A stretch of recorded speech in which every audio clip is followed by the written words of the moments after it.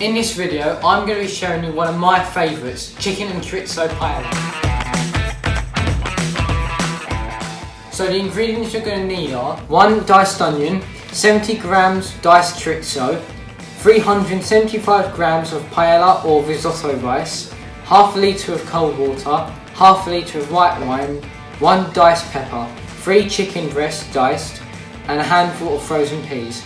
For the spice you're going to need 1 small pinch of saffron, 1 tablespoon of paprika, 1 teaspoon of onion and garlic powder, and a teaspoon of dried herbs. Also the zest of 1 lemon. We're going to start by putting a large pan on medium-high heat to fry all the chorizo off until it's released all those natural oils.